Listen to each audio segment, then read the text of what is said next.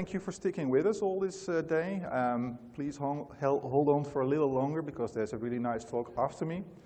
I'd like to start with introducing myself.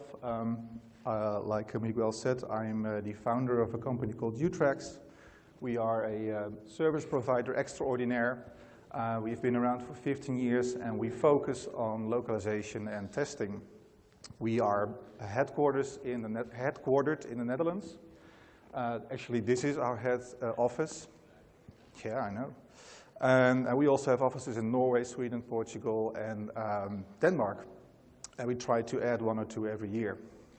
So what I'm going to talk to you about today is about some arguments that we sometimes need. A lot of these people, a lot of you guys here in this room are in localization in some form or way. Maybe you work at a developer or a publisher. Maybe you're a service provider like myself. And you'll find yourself in positions where you need to, fight the cause for localization.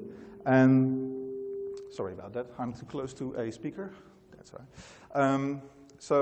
I'll give you some arguments. And on the menu are some, numbers, some science, some common sense, and some other data. So looking at games and the language they are produced in, it's usually in English. We all know that. Doesn't make a lot of sense because if you look at how many people actually speak the language as a native language, it's I wouldn't like to feed them, but 330 million people is not a lot on 7 billion. So that's just 5% of the world population that has English as a native language. And then there's 5% more that speak English as a second language. Second language meaning you live in an English-speaking country, but it's not your native language. And then there's 10% of the world population, a really weird kind. They speak the language because they have been taught or they like to speak it, like myself. So that means that 80% of the world population can only be reached by localization. So looking at Europe, for instance, that's where I come from. There's not a lot of people speaking English natively. Just 60 million out of 740 million. That is, by the way, including the Russian part of Europe. So I'm kind of cheating here, but still. This is my family. As you may have noticed, I'm Dutch because of the funny accent. And this is my family. And I really wasn't aware of my family until I did this research. And I found out that, as you can see here, my sister is English and Frisian, by the way, but that's a sister that left the house long ago. I thought we were like sisters with German or something, but no, we're actually sister language with English. And you can also see that the Scandinavian languages up there are also closely related to English, but they're cousin languages, as we call them. They're branched out a little bit, a little while longer ago. Oh, talking about Scandinavian, by the way, I need to ask you to switch off your phones, because otherwise Thor, there in the back, who has Norwegian Viking blood, will hit you with his mallet, right? Cool. Just a bit of order. So maybe that's why a lot of people are like, you don't need to localize for your languages, because you guys, you speak English so well. Well, we may speak it pretty well, but that's something completely different than understanding it pretty well. So do we understand it? Well, to answer that question, we need to look into what is understanding first. So by the time you're a baby of 13 months old, you become very tolerant for varieties in your native language, in the speech that you hear. So that means if you say like milk or milk or milk, whatever, if by the time you're 13 months old, you go like, yes, please. And that's only for your native language. That means you can, all the varieties, you kind of accept them. Okay, that's milk, I understand that. But that means that for non-native languages, you will always have a hard time to understand that language because they keep sounding new. And actually, these two Japanese people here wrote a thesis about it, and they actually said, trying to understand a non-native language temporarily makes you stupid. So that's quite an interesting piece of science there. It also means that playing a game in a non-native language gives you a disadvantage. And from my own experience, when I was playing Tomb Raider for the first time, I had to jump to a ledge. And I was like, a what? I had no idea what a ledge was. So I was killed for like a day or so, or eaten by wolves. I don't know what, but it really hurt. And of course, I was too lazy and stubborn to read the fucking manual. So game over a lot of time. Understanding is a process, well, it's a process actually that's built up out of 4 processes. And I'm going to run quickly through those with you because it's probably boring. But first one is the art of segmenting speech, which is like a continuous, piece of sound that you need to chop up in little words. And you have to distinguish where a word starts and where it ends. So, and there you have a strategy for that, for your native language. And if you're trying to understand a non-native language, you are basically always trying to use your native strategy. And that doesn't work. And that's why foreign language always sounds faster. To me, Japanese sounds really, really fast. Well, in reality, most Japanese people don't speak that fast. But to me, they sound really fast. And a very obvious example is, of course, that in English, the emphasis on the word is usually on the first syllable, whereas in French, the accentuation, just trying here, is usually on the last syllable. So that means that the French are always looking for, like, hey, where's the emphasis? And they think, oh, that's where a word ends. But in English, usually that's where the word starts.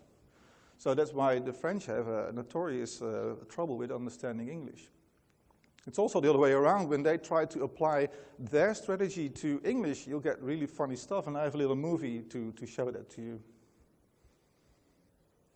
But I don't hear him.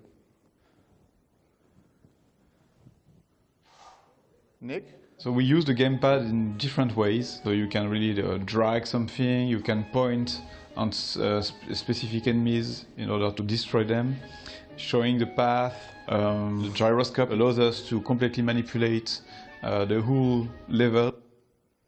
So don't speak anything wrong about this guy because he's my hero. He created Beyond Good and Evil. So that's a brilliant game if you ask me. But his English obviously sounds more like French than it does than English. And for a non-native speaker of English like myself, I have a very hard time understanding him. I've seen that movie now 5,000 times, so by now I understand what he's saying. But the first time I was like, what the? Anyway, so same thing actually is for Dutch. We have a similar rhythm, but there's also a difference between Dutch and English. I'm going to quickly run through this because we don't have time for all that shit.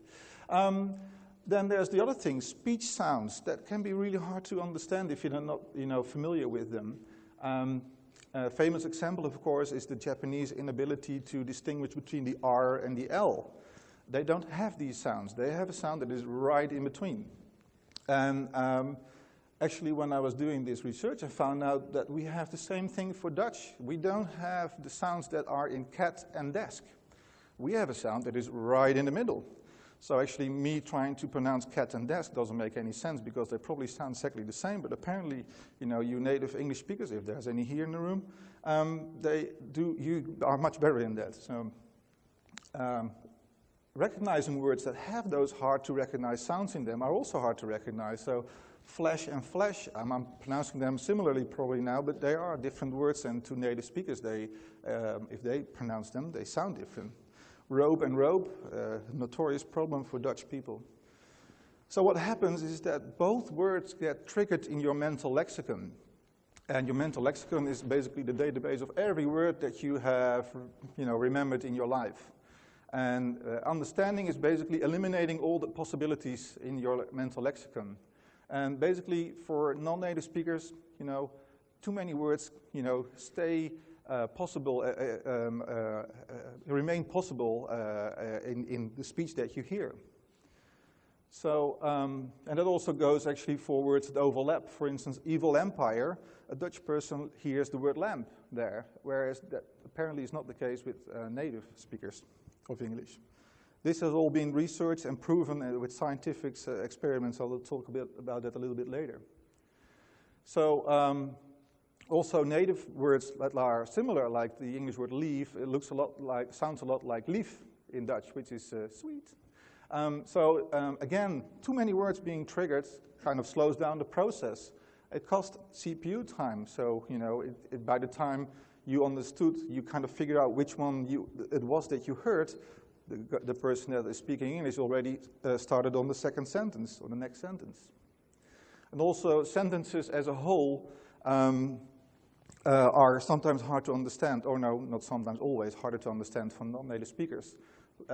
Sentence accent, for instance, he didn't fly home, or he didn't fly home, are two different things, but research again points out that for non-native speakers, it's much harder to understand the meaning of the sentence.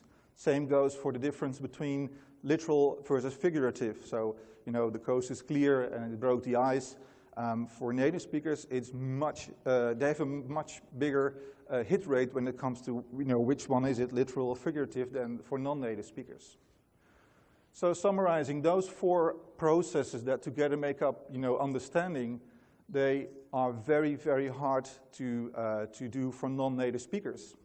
And this lady here that wrote a dissertation about it did some excellent research on that kind of really has very significant scores in the experiments that she does on those processes. So if you'd like to know more about it, just ping me and I'll send you some links. The result basically is delays and mistakes in understanding. So, what about written text, I hear you ask? Well, I'm just suggesting that. I actually have a little competition, and that competition involves you people.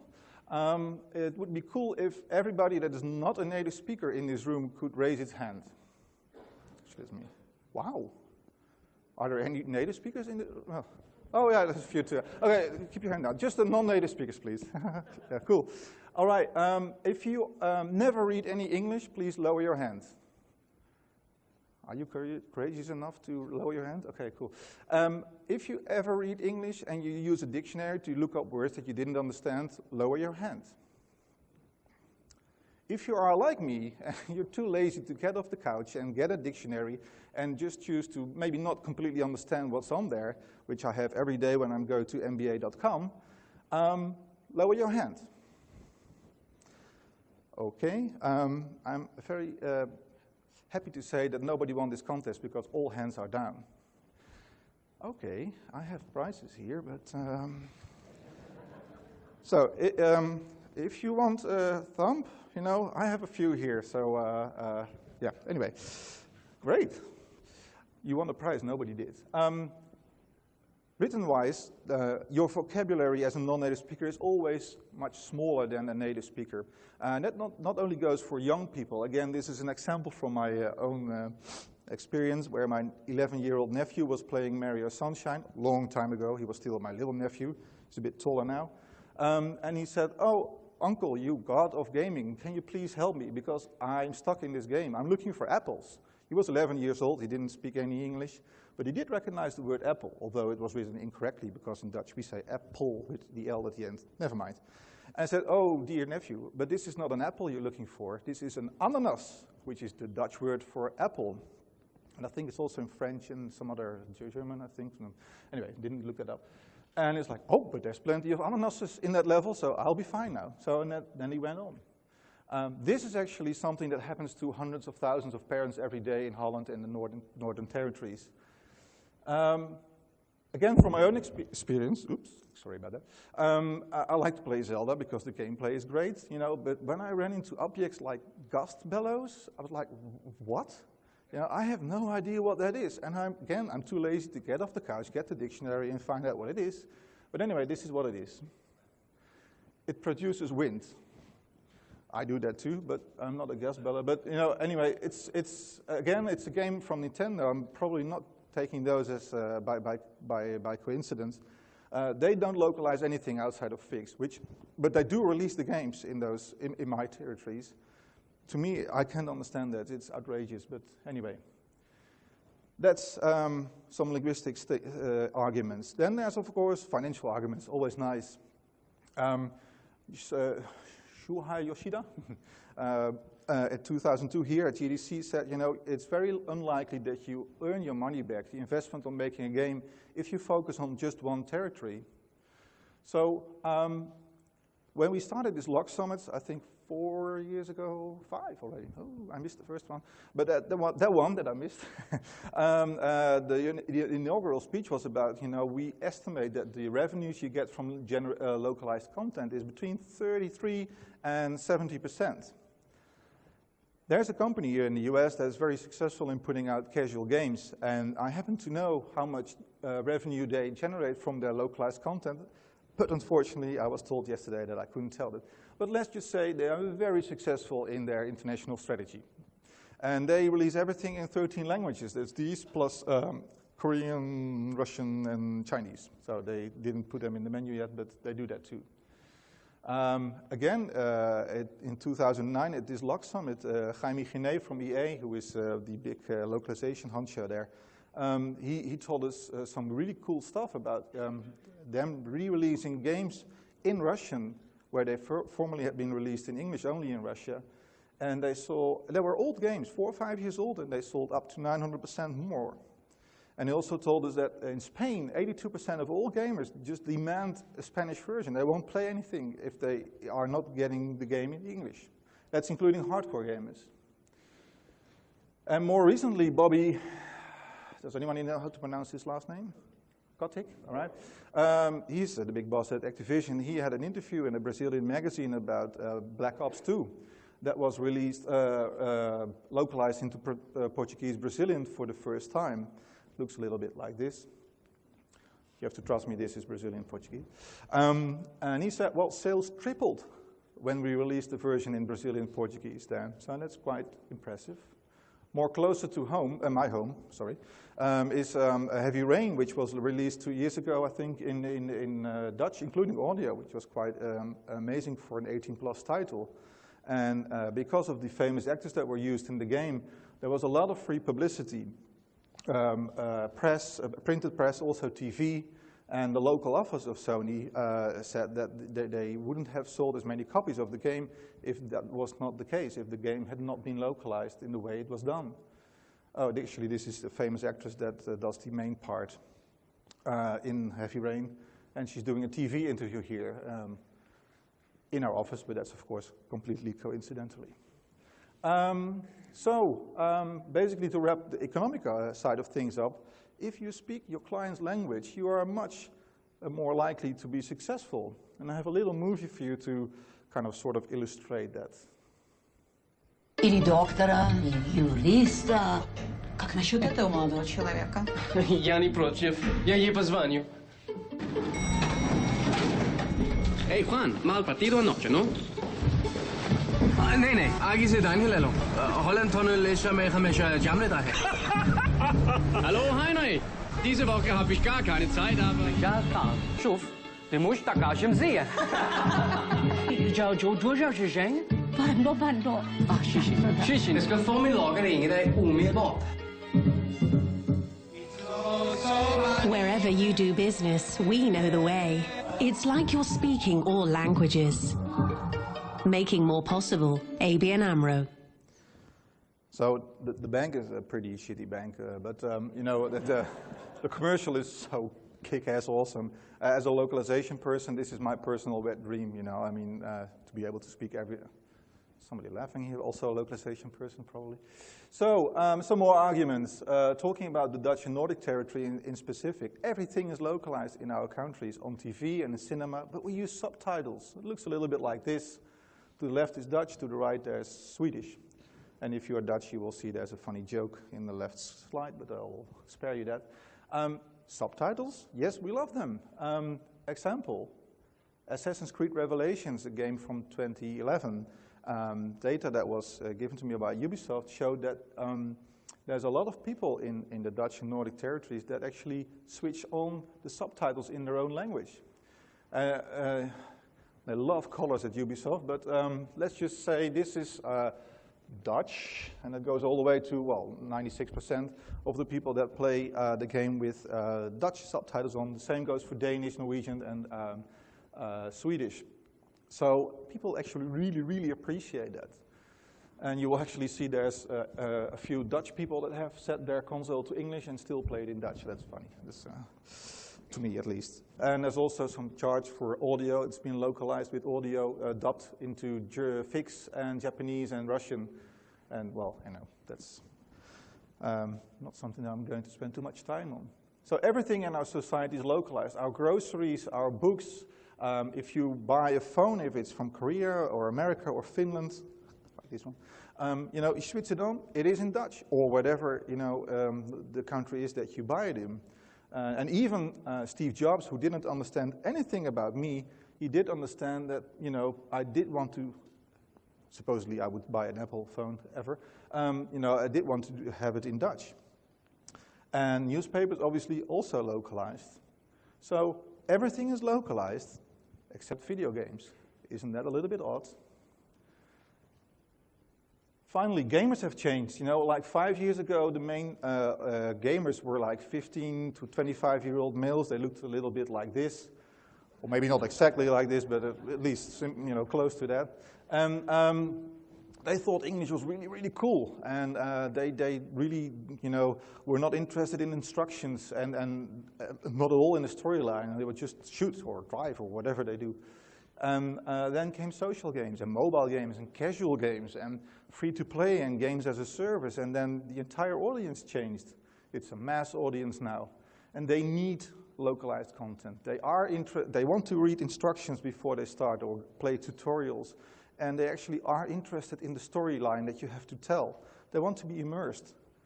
And also they play in short bursts, so it should be really easy to access the content. So they need localized content. And those gamers, they look like this.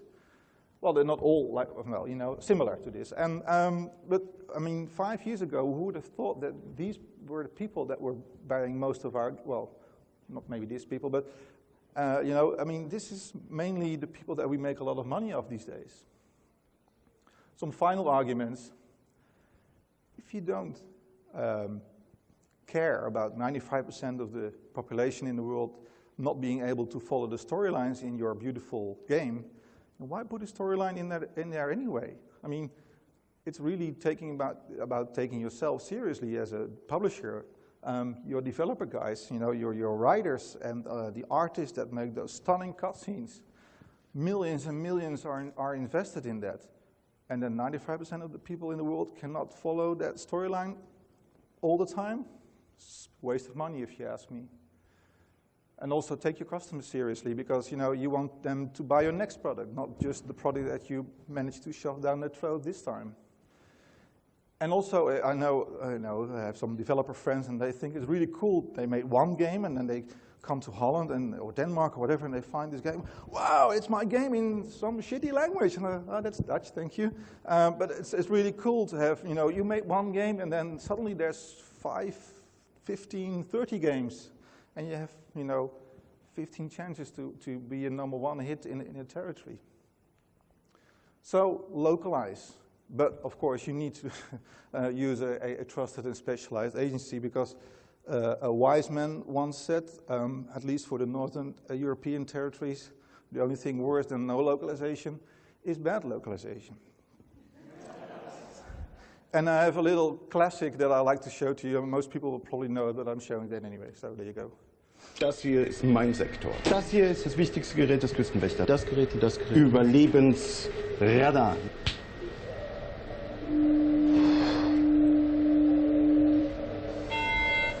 Mayday, mayday.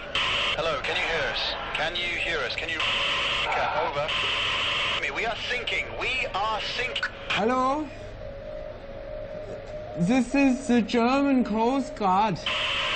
We are sinking. We're sinking. What are you thinking about?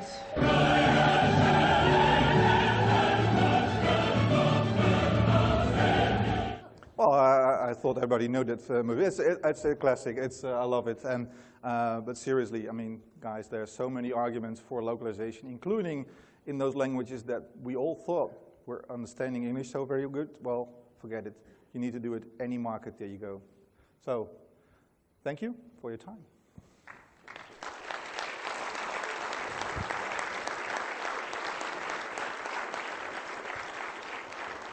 And also thanks to those people for helping me out with the data for this thing. And if you have any questions, I'm not sure if there's time for questions, Miguel. If there are any questions, yeah.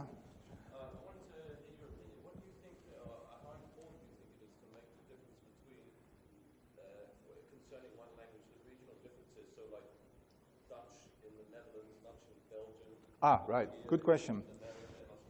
The question is, how important is it to distinguish between the different varieties in certain territories? And he's using the example of Dutch, where you have Flemish and Dutch. Flemish is the Belgian variety of Dutch. That's actually quite an issue, because if you want to do it right, you need to do a Flemish version of the game as well. And speaking again for my own territory, sometimes you can get... Fact is that the Belgians really hate the Dutch. So you are, and the Dutch think that the Belgians are quite cute, you know. So we don't really mind, you know, Flemish. So I'm not going to say this, but you know, probably you could better do Flemish localizations only for the Dutch territory as well. But then again, there's so many Dutch people compared to Belgian people. But I think we did a Tintin game, and actually we did that in Flemish, because the original cartoon series that we were told to use the original voices of, they had the original Flemish voice actors. So that game was released in Holland and Belgium with Flemish voices, and that worked well.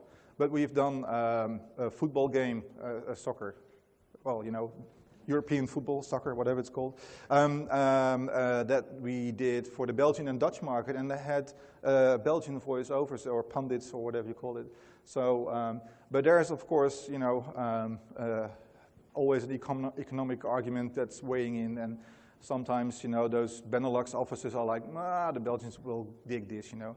But having said that, whenever we do a Dutch version, we are very aware that it's also for the Belgian market. So we try to stay away from Dutch slang too much, because there are certain words that the Belgians really hate if they're listening to Dutch people. So that we are a little bit aware of that while we're doing that. We're trying to stay away from the hardcore Amsterdam slang and stuff like that. Yeah. Okay. So there's a few big lights on my face, but I don't see any hands. So I think that's it. All right. Thank you.